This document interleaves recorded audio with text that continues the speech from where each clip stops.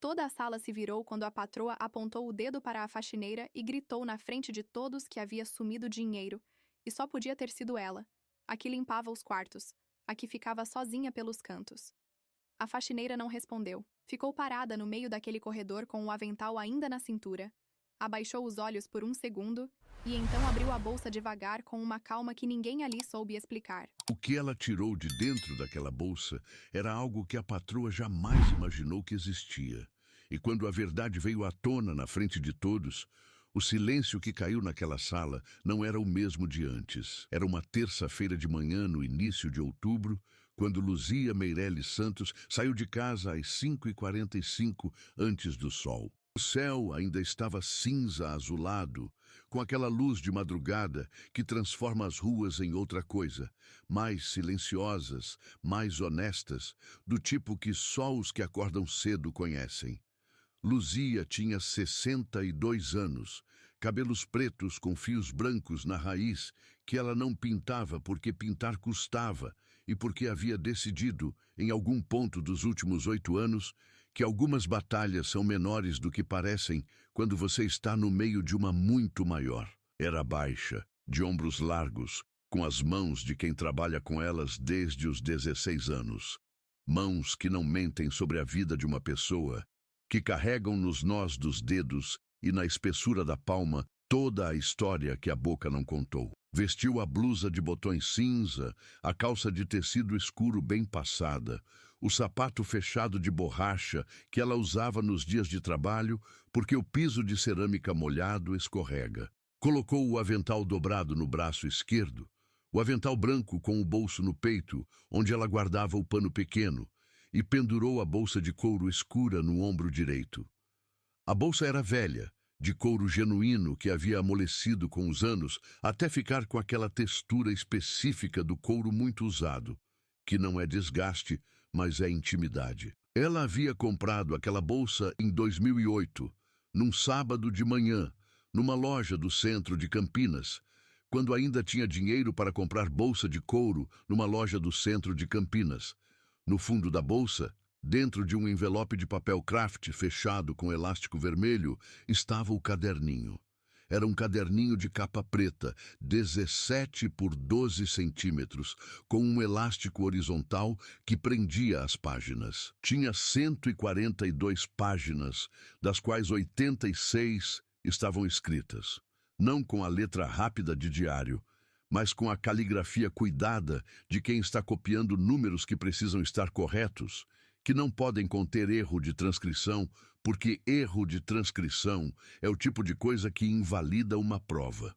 Luzia havia começado a escrever naquele caderninho em março de 2015, quando já sabia o que havia acontecido, mas ainda não sabia o que fazer com o que sabia. Havia preenchido cada página com datas, valores, números de transferência bancária, números de notas fiscais, nomes de empresas que não existiam, e ao final de cada entrada, um número de registro que ela havia consultado nos documentos que havia conseguido guardar antes que os advogados da parte contrária pedissem a devolução de tudo.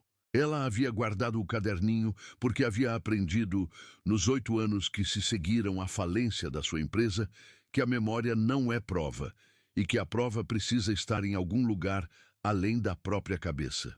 O ônibus da linha 308 chegou às 6h02.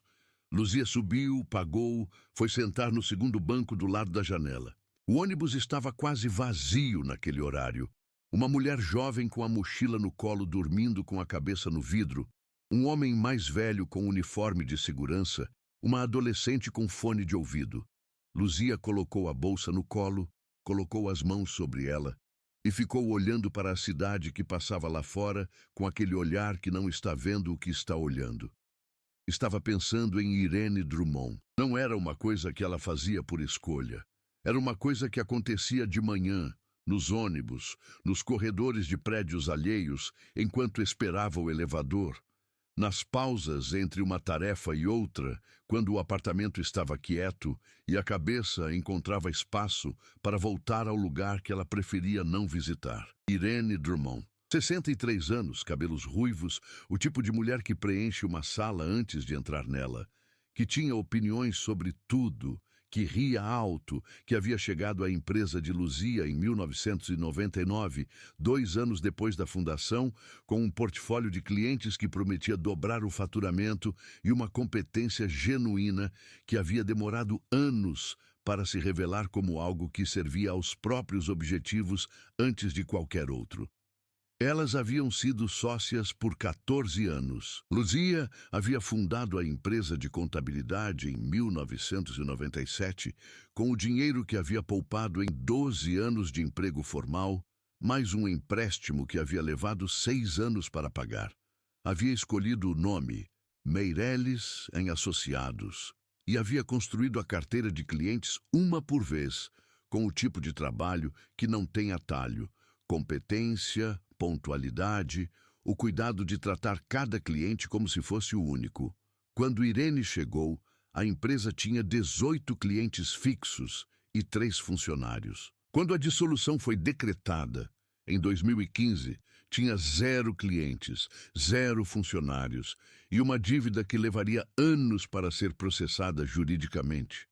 Porque a dissolução de uma empresa fraudada por dentro não acontece de uma vez. Acontece em camadas, cada camada revelando uma outra embaixo, cada advogado cobrando por cada camada. O que havia acontecido, Luzia havia reconstruído aos pedaços ao longo de 2 anos. Entre 2015, Irene havia obtido por meios não verificados uma procuração com poderes amplos sobre as contas da empresa. Com essa procuração, havia realizado 53 saques e transferências que somavam nos registros que Luzia havia conseguido recuperar. Um valor que representava aproximadamente 72% do capital líquido acumulado em 16 anos de operação. Os saques eram pequenos o suficiente para não acionar os alertas automáticos de movimentação atípica e frequentes o suficiente para que o dano só ficasse visível quando a empresa já não tinha mais como operar. Além dos saques, havia uma série de notas fiscais emitidas para empresas que não existiam nos registros da Receita Federal. Empresas criadas especificamente para receber o valor das notas, que depois eram dissolvidas antes que qualquer auditoria pudesse alcançá-las. Luzia havia percebido em outubro de 2014 que os números não fechavam. Havia levado 4 meses para perceber por quê. Não porque era lenta, mas porque havia confiado numa sócia de 14 anos com a confiança específica de quem trabalhou lado a lado com alguém por tempo suficiente para acreditar que conhece a pessoa toda. Quando percebeu, havia confrontado Irene. Irene havia negado, apresentado justificativas que eram plausíveis se você não olhasse de perto demais. E depois, nas semanas seguintes, havia acelerado as operações, como se o confronto tivesse servido não de freio, mas de gatilho. A empresa entrou em processo de dissolução em março de 2015. Luzia havia contratado 2 advogados naqueles 2 anos. O primeiro havia dito que o processo seria longo e difícil, e havia cobrado adiantamento que ela não tinha mais como pagar. O segundo havia dito que havia provas insuficientes para sustentar a ação penal e que o caminho mais realista era tentar recuperar o que fosse possível na esfera civil, que também seria longa e também seria difícil. Luzia havia pagado o que havia para pagar e havia ficado sem dinheiro para continuar pagando, e o processo havia ficado parado no estado em que estava. Aberto, inconcluso, com as provas que ela havia conseguido guardar dentro de um envelope de papel craft, dentro de uma bolsa de couro escura. E a vida havia continuado. Não do jeito que ela havia planejado a vida. Não no escritório do 10º andar do edifício Veredas, onde ela havia passado 10 anos indo às reuniões de diretoria, não com o tipo de trabalho que ela havia escolhido e construído, e que havia definido o que ela era durante quase 2 décadas. A vida havia continuado do jeito que não continua do jeito que você planejou, com escolhas menores, com trabalho diferente, com o tipo de dignidade que não aparece nos currículos, mas que é o tipo que sustenta uma pessoa quando o currículo não serve mais para nada. Luzia começara a trabalhar como faxineira em 2016. Não havia drama nessa decisão, havia lógica. Ela sabia limpar, sabia organizar, sabia trabalhar com precisão em espaços alheios, sem tocar no que não deve ser tocado, sem fazer barulho desnecessário, sem precisar de supervisão para saber o que fazer. Havia se cadastrado em 2 agências, havia aceitado os valores de mercado sem negociar, porque não estava em posição de negociar, e havia começado a construir uma carteira de clientes pelo mesmo método que havia construído a primeira: pontualidade, competência, o cuidado de tratar cada cliente como se fosse o único. Em 4 anos havia 17 clientes fixos. Não era o que havia sido. O edifício Veredas havia entrado na sua lista em setembro daquele ano, por indicação de uma cliente anterior que havia se mudado para o bairro. O apartamento 142 era de Renato e Patrícia Leal. Ela havia sido contratada pela agência para 2 visitas semanais, terças e sextas, às 7 da manhã. Luzia havia chegado ao edifício Veredas na primeira terça-feira de setembro, sem saber que conhecia o prédio. Havia entrado pela portaria, havia cumprimentado o porteiro, e foi quando o porteiro, homem de uns 50 e tantos anos, cabelos grisalhos, uniforme azul marinho com o nome bordado no bolso, havia olhado para ela com aquela expressão que ela havia aprendido a reconhecer. O reconhecimento de alguém que a havia visto antes, num outro contexto, num outro tempo. Senhora Meireles, ele havia dito em voz baixa. Ela havia ficado parada. Eu, Marcelo, ele havia dito, como se precisasse se apresentar. Eu trabalhava aqui quando a senhora vinha para as reuniões no 10º. Luzia havia ficado olhando para ele por um segundo. Sim, ela havia dito.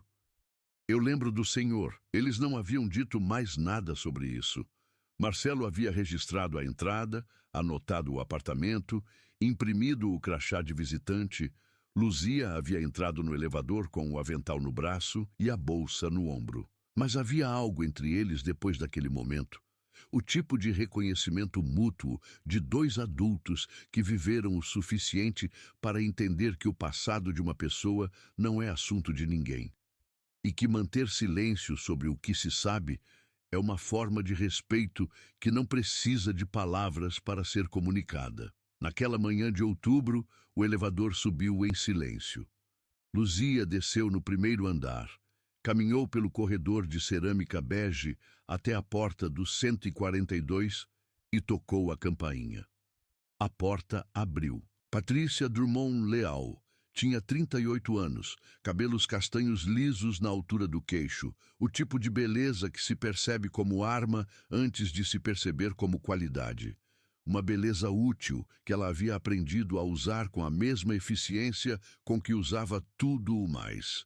Estava de roupão de seda cor de creme, descalça, com o celular na mão direita e a expressão de quem abriu a porta porque o aviso de campainha era irritante e não porque estava interessada em quem estava do outro lado. Não desviou o olhar do celular. Fez um gesto vago com a mão esquerda em direção ao interior do apartamento. Os cômodos são os mesmos, ela disse. Começa pela cozinha. Luzia disse bom dia. Patrícia já havia virado as costas. O apartamento era amplo.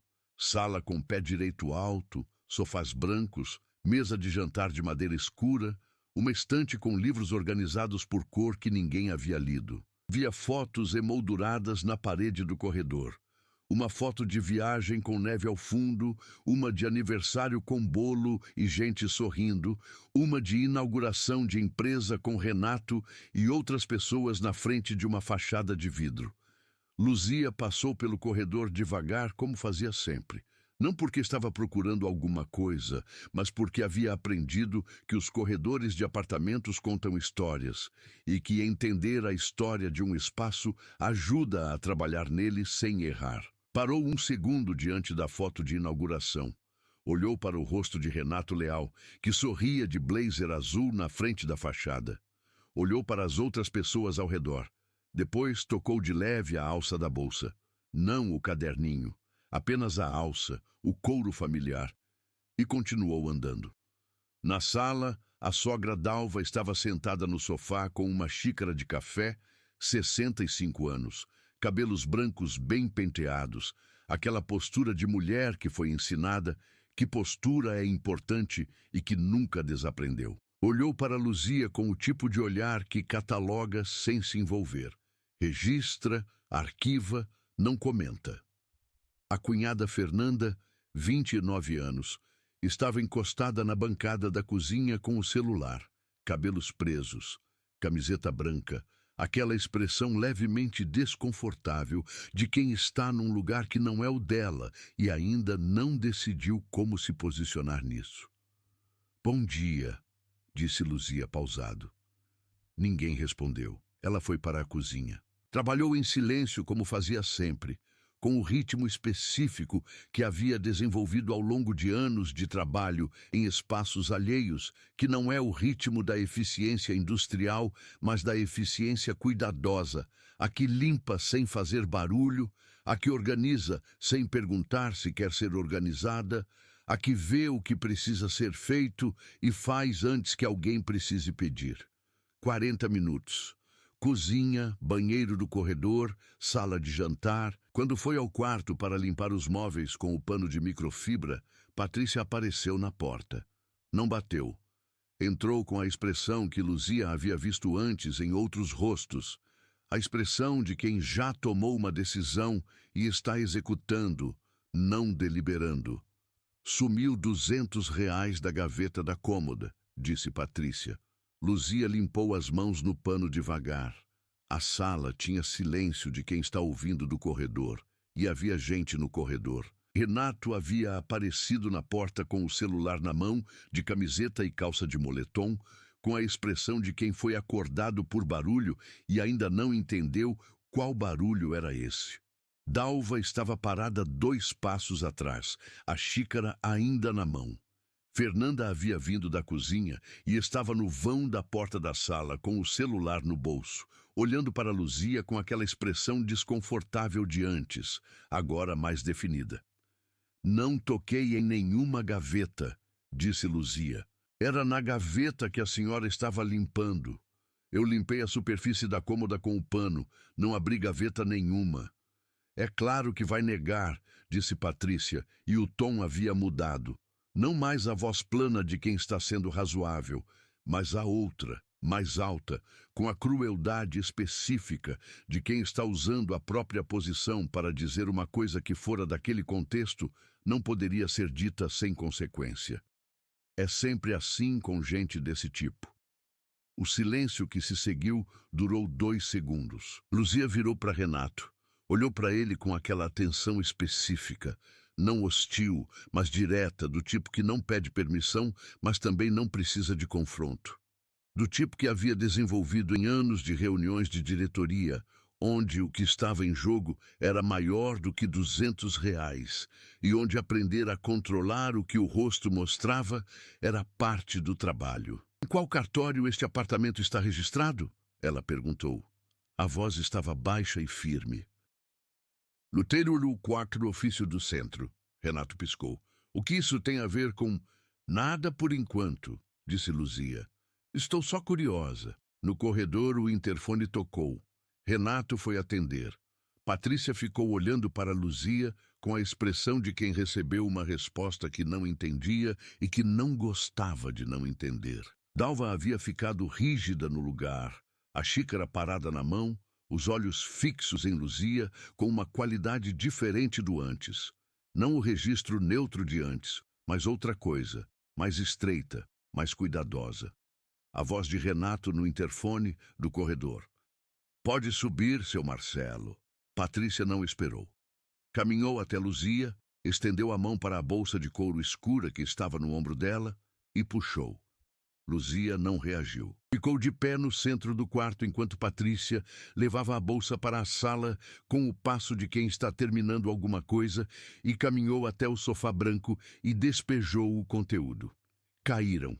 A carteira de couro fino com o velcro gasto, o estojo de remédio de pressão com 2 comprimidos dentro, o lenço de algodão dobrado em 4, o chaveiro com 3 chaves e um penduricalho de metal, e o caderninho de capa preta com o elástico horizontal. Não havia R$ 200. Não havia dinheiro algum, além de algumas moedas miúdas que rolaram pelo sofá e pararam nas costuras. Patrícia ficou olhando para o sofá. Depois empurrou a bolsa para o chão com o pé. Vou ligar para a agência agora, disse Patrícia, com a voz um grau mais alta do que antes.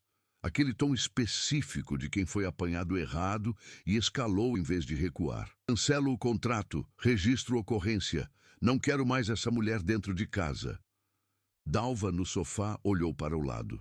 Fernanda ficou de pé no vão da porta, muito quieta, com os olhos fixos no caderninho preto que havia parado sobre a almofada. Luzia foi até o sofá. Agachou devagar, com os joelhos que tinham 62 anos e que ela não reclamava em voz alta, mas que reclamavam em silêncio, e recolheu cada item do sofá, um por um, com a mesma calma de antes. A carteira, o estojo de remédio, o lenço, o chaveiro, as moedas. Quando chegou ao caderninho, segurou 1 segundo a mais que o necessário antes de guardar. Foi nesse segundo que a porta abriu. Seu Marcelo era um homem de 59 anos. Cabelos grisalhos cortados curtos, uniforme azul marinho impecável com o nome bordado no bolso.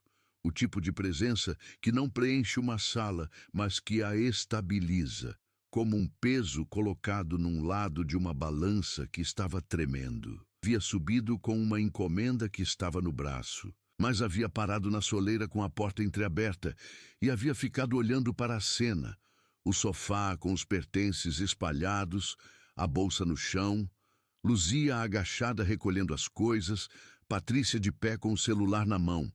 Com licença, disse Marcelo. A voz era calma, deliberada, do tipo que não pede, mas que também não pergunta se pode. Preciso falar uma coisa. Patrícia virou para ele.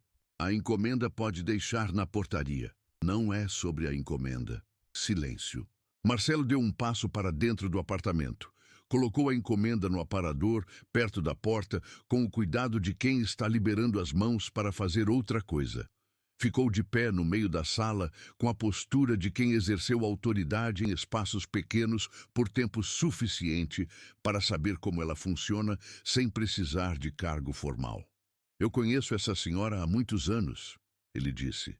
O nome dela é Luzia Meireles. Fez uma pausa, não para criar efeito, mas porque o que vinha depois precisava ser dito na sequência certa. Há 8 anos, mais ou menos, saiu no jornal daqui um processo de dissolução societária, uma empresa de contabilidade. A sócia havia fraudado os documentos. Outra pausa. Essa senhora era a dona da empresa. Fernanda se levantou devagar do vão da porta. Dalva ficou rígida, mas era uma rigidez diferente da anterior. Não a rigidez da indiferença, mas a de quem recebeu uma informação que o corpo reconheceu antes da cabeça. O porteiro está confundindo as coisas, disse Patrícia. Não estou confundindo, disse Marcelo com a mesma calma. Eu vi essa senhora entrar e sair deste prédio dezenas de vezes antes disso. Ela ia ao escritório do 10º andar, escritório de contabilidade. Depois, um dia, ela parou de aparecer. Eu fiquei sabendo do processo pelo jornal. Ele olhou para Luzia. Reconheci na primeira vez que ela veio trabalhar aqui. Luzia estava de pé agora, com a bolsa no ombro e o caderninho na mão. Olhou para Dalva. Não para Patrícia, para Dalva. Era um olhar longo, quieto, do tipo que carrega informação sem precisar de palavra. O olhar de alguém que sabe alguma coisa e que sabe que a pessoa que está olhando também sabe, e que o espaço entre esse saber e esse silêncio é onde a verdade mais importante da sala está morando. Dalva desviou o olhar primeiro. O apartamento ficou muito silencioso. Não o silêncio do início da manhã, que havia sido o silêncio da indiferença. O silêncio de quem está numa sala com alguém que considera transparente, que não existe o suficiente para ser endereçado. era outro silêncio, o silêncio de quando a estrutura de uma história muda e todo mundo na sala está processando ao mesmo tempo o que a mudança significa. Luzia foi para o centro da sala. Colocou o caderninho sobre a mesa de centro de vidro, com o cuidado de quem coloca um documento sobre uma mesa de audiência. Não com drama, não com urgência, mas com a precisão de quem sabe que o gesto precisa ser feito de um jeito específico para que seja entendido do jeito certo. Abriu. Não a primeira página, a 10ª. A que tinha a primeira entrada de 2013 com data, valor, número de transferência e o nome da empresa destinatária em letras maiúsculas que ela havia copiado do extrato. Este é um registro das movimentações que esvaziaram a minha empresa entre 2015, disse Luzia. A voz estava baixa e completamente firme, do tipo que não precisa de volume porque já encontrou o nível certo para chegar onde precisa. 53 transferências e saques, notas fiscais emitidas para empresas que não existiam. Virou a página. A procuração usada estava no nome da sócia. Virou outra página. O nome da sócia era Irene Drummond. O nome ficou no ar por 3 segundos. Patrícia não se mexeu. Renato olhou para a esposa. Olhou para o caderninho. Voltou para a esposa com uma expressão que havia começado como incompreensão e que estava se transformando em outra coisa mais devagar do que ele conseguia controlar. Luzia virou mais uma página.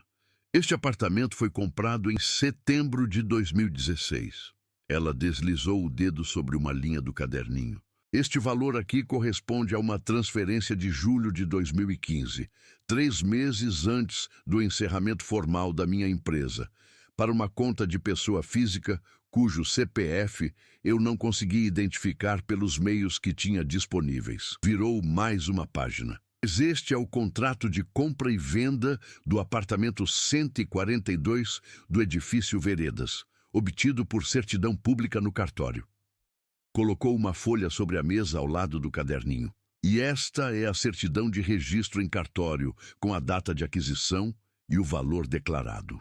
Patrícia olhou para o caderninho. Via algo no rosto dela que estava mudando com a velocidade de quem está tentando não deixar mudar. A competência controlada sendo lentamente substituída por alguma coisa mais jovem, mais assustada, mais próxima da menina que havia crescido numa casa com dinheiro que nunca fez perguntas sobre de onde vinha.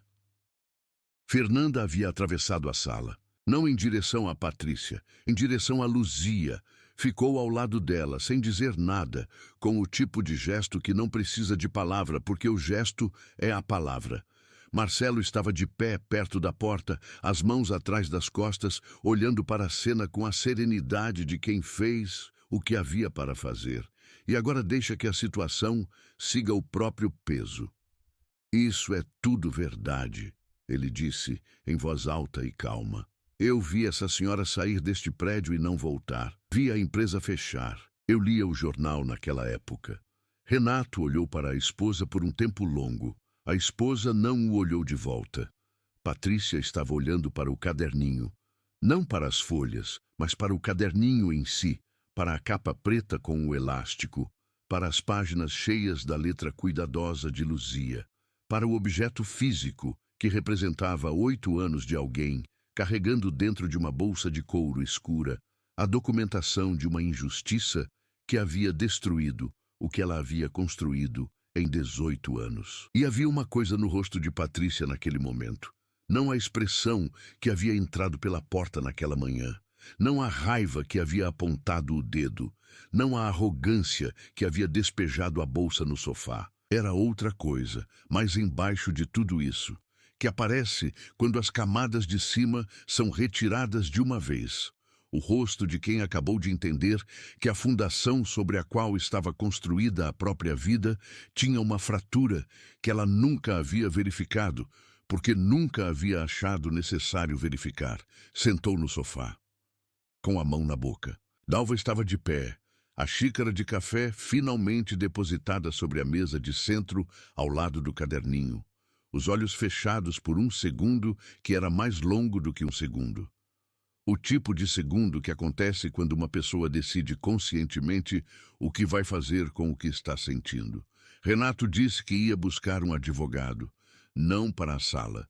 Disse para si mesmo em voz baixa, como quem está organizando um pensamento que precisa ser dito em voz alta para se tornar real. Depois olhou para Luzia. A senhora pode deixar os documentos aqui? Ele perguntou. Posso deixar cópias, disse Luzia. Os originais ficam comigo. Entendido. Luzia fechou o caderninho, colocou de volta dentro da bolsa. Recolocou as folhas no envelope de papel craft. Endireitou a alça da bolsa no ombro com aquele gesto específico de quem está fazendo uma coisa pequena porque precisar de fazer uma coisa pequena enquanto o resto se arruma. Fernanda disse que ia descer com ela. Não perguntou. Disse. Marcelo saiu primeiro para chamar o elevador. Quando Luzia passou por ele no corredor, ele não disse nada. Apenas assentiu com a cabeça, com aquele gesto de quem sabe que fez o que devia e não precisa de mais do que isso. O elevador desceu em silêncio. No hall da portaria, Fernanda ficou parada por um momento olhando para Luzia. Tinha a expressão de alguém que quer dizer alguma coisa e que está procurando as palavras certas e que talvez não vá encontrá-las, porque as palavras certas para aquela situação provavelmente não existem, ou existem, mas são muito pequenas para o tamanho da coisa. Eu não sabia de nada, disse Fernanda. Eu sei que não sabia, disse Luzia. O Renato também não. Acredito. Fernanda ficou em silêncio por um segundo. E a Patrícia? Ela perguntou. Não era pergunta sobre culpa, era pergunta sobre o que ela achava. Luzia pensou antes de responder. Patrícia cresceu numa casa onde certas perguntas não eram feitas, ela disse. Cresceu com o resultado sem conhecer o processo. Isso é diferente de saber e escolher não ver. Fez uma pausa. Não é absolvição, mas é diferente. Fernanda assentiu devagar. Saíram pela porta de vidro do edifício. A rua estava clara agora. O sol de outubro já havia chegado de vez, com aquele calor de meio de manhã que a cidade tem quando não há vento. A calçada estava movimentada. Gente a caminho do trabalho. Uma criança com mochila na mão de um adulto, o carrinho de pipoca da esquina que vendia pipoca todas as manhãs, independente de qualquer outra coisa. Luzia parou na calçada, olhou para a rua, respirou o ar da manhã. Fernanda ficou ao lado dela sem falar. 8 anos é muito tempo para carregar alguma coisa, disse Fernanda por fim. É, disse Luzia. Como você aguentou? Luzia pensou na pergunta de verdade, não como pergunta retórica, mas como pergunta que merecia uma resposta honesta, porque sabia que a verdade estava lá, ela disse. No caderninho, nos documentos, não dependia de ninguém acreditar em mim. Estava lá. E coisa que está documentada não some porque alguém prefere que suma. Fez uma pausa. Também ajudou trabalhar. Trabalhar mantém a pessoa inteira. Qualquer trabalho, esse especialmente porque é o tipo que não tem como fingir. Ou o piso está limpo ou não está. Fernanda olhou para ela. Você podia ter ido à polícia com isso antes. Podia. Fui no começo. Disseram que as provas eram insuficientes para a ação penal, que precisaria de advogado especializado, que seria longo e custoso. Ela olhou para a bolsa. Quando chegasse o momento certo, chegaria. Hoje foi o momento certo. Ficaram na calçada mais uns minutos. Depois, Fernanda voltou para o prédio. Havia coisas dentro daquele apartamento que precisavam ser ditas, e ela havia decidido no elevador que ia estar lá para quando fossem ditas. Luzia foi para a parada de ônibus. Tinha mais 2 casas naquela terça-feira. Nos dias que se seguiram, o apartamento 143 do edifício Veredas ficou mais caro que o costume. Renato ligou para um advogado na quarta-feira de manhã. Não o advogado que havia usado para a abertura da empresa, mas um especializado em direito penal econômico, cujo nome havia conseguido por indicação de um sócio de negócios que conhecia a área. A primeira reunião aconteceu na quinta-feira. Renato foi sozinho. Na sexta-feira, o advogado protocolou o pedido de reabertura da investigação sobre Irene Drummond, com base nos documentos do caderninho, que Luzia havia enviado por e-mail em PDFs escaneados naquela mesma terça-feira, porque havia tirado fotocópia de cada página 2 anos antes em uma papelaria do centro, porque havia aprendido que documentos importantes precisam de cópia em lugar separado do original. A investigação foi reaberta. Patrícia ficou 5 dias sem sair de casa. Não por escolha dramática, por necessidade. Havia alguma coisa que havia entrado pela porta do apartamento naquela terça-feira que mudou a qualidade do ar dentro dele. E ela precisava de tempo para se mover dentro desse ar novo, antes de ser capaz de se mover fora dele. Ela havia ligado para a mãe naquela mesma tarde. A ligação havia durado 23 minutos e havia sido o tipo de conversa que não tem finalização possível num único telefonema. O tipo que abre uma coisa que não vai fechar em 23 minutos, nem 23 semanas. Irene havia dito coisas que Patrícia havia ouvido com atenção e depois havia ficado em silêncio por um tempo longo antes de dizer que precisava pensar. Havia muito para pensar. Em algum ponto daqueles 5 dias, Patrícia foi até a estante e tirou o caderninho que havia ficado sobre a mesa de centro. Luzia havia levado os PDFs, mas havia deixado o caderninho original na mesa porque Renato havia pedido e porque ela havia confiado no pedido. Patrícia ficou com o caderninho nas mãos por um tempo que ela depois não conseguiu medir. Leu algumas páginas, não todas, mas algumas. A caligrafia cuidada, os números precisos, as datas que correspondiam a memórias que ela tinha da própria vida, mas que até então não tinham esse contexto por baixo. Férias de 2013 em Lisboa. O apartamento comprado em 2016. O carro novo de 2014. Ela não havia perguntado de onde vinha o dinheiro, porque havia crescido numa casa onde o dinheiro simplesmente vinha. Isso não era absolvição. Ela sabia disso, mas o que era? E entender o que é sem embelezar, sem minimizar, era o começo do único caminho que havia. Luzia voltou ao edifício Veredas para buscar seus pertences numa segunda-feira de tarde. Havia alguns itens que havia deixado no armário de limpeza do apartamento, o pano de microfibra que era seu, o frasco do produto que havia comprado ela mesma, o avental reserva. Coisas pequenas, mas eram suas. Chegou na portaria. Marcelo a viu entrar. Não disse nada. Apenas abriu o registro com aquela eficiência tranquila de sempre, registrou a entrada e voltou ao que estava fazendo. Mas havia algo no rosto dele, não um sorriso, mas o equivalente facial do assentimento que havia dado no corredor na semana anterior, que era a forma dele de dizer que estava satisfeito com o que havia feito. O elevador subiu. Luzia bateu na porta do 142. Patrícia abriu. Não estava de roupão. Estava vestida. Calça, blusa, cabelo arrumado, o tipo de aparência que requer esforço e que ela havia feito naquele dia de propósito, não por vaidade, mas porque havia decidido que queria se apresentar de uma forma específica para aquele momento. Ficou na porta por um segundo olhando para Luzia. Depois, deu um passo para o lado para deixar entrar. Pode pegar as suas coisas, ela disse. A voz era diferente da terça-feira.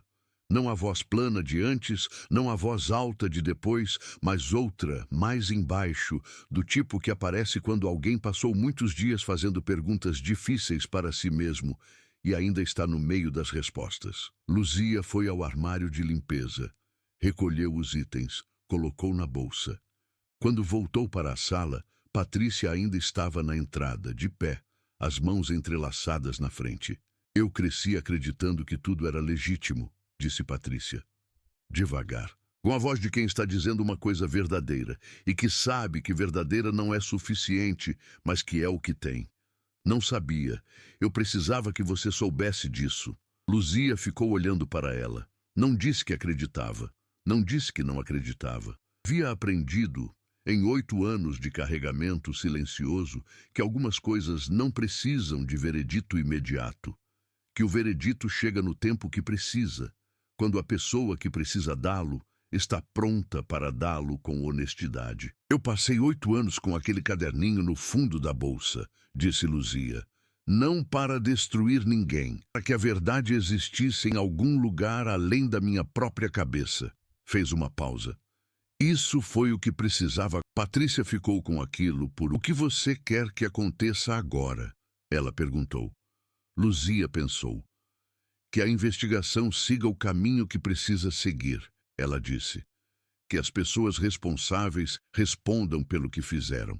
E que as pessoas que não eram responsáveis entendam o que eram e o que não eram. Patrícia assentiu devagar.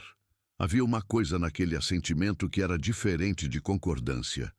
Era o tipo de aceno que acontece quando alguém entende que há um longo caminho a percorrer e que o primeiro passo é reconhecer o tamanho dele. Luzia foi para a porta. Patrícia segurou a porta aberta enquanto ela saía. Não com o gesto automático de quem está sendo educado, mas com o gesto deliberado de quem quer que a pessoa que está saindo saiba que a porta está sendo segurada de propósito. Fernanda desceu com você na semana passada, disse Patrícia. Desceu.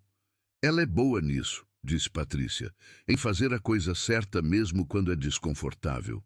É, disse Luzia. Pausa. Eu não sou, disse Patrícia. Ainda não. Luzia a olhou. Ainda não é um começo, ela disse. E saiu. O elevador desceu. No hall, Marcelo estava atrás do balcão da portaria, lendo alguma coisa no computador. Quando Luzia passou, levantou os olhos. Tudo certo, senhora Meireles? Tudo certo, seu Marcelo. A encomenda da semana passada era de livros, ele disse, sem contexto aparente. Da família. Pesados. Luzia entendeu que não era sobre a encomenda. Obrigada pelo que fez lá em cima, ela disse. Marcelo voltou o olhar para o computador. Eu apenas disse o que sabia, ele respondeu. Luzia saiu pela porta de vidro. A tarde estava quente, com aquela luminosidade de outubro que deixa as calçadas brancas de tanto sol. Ela caminhou até a parada de ônibus, colocou a bolsa no colo quando sentou no banco de metal e ficou olhando para a rua com aquele olhar de sempre. O olhar que não está vendo o que está olhando, mas que naquele dia estava vendo uma coisa um pouco diferente do que via antes. Não era paz, exatamente. Não era alívio. Era alguma coisa mais quieta e mais firme do que as duas.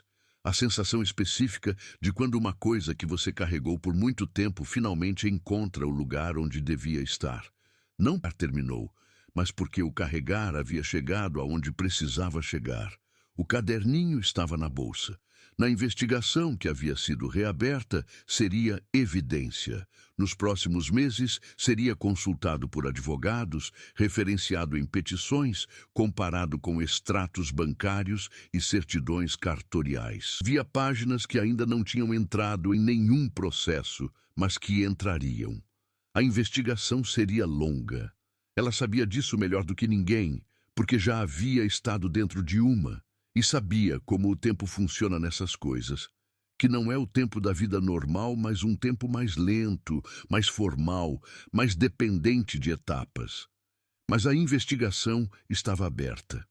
O caderninho havia saído do envelope de papel Kraft. 16 anos de empresa construída com trabalho honesto. 2 anos de erosão cuidadosamente invisível.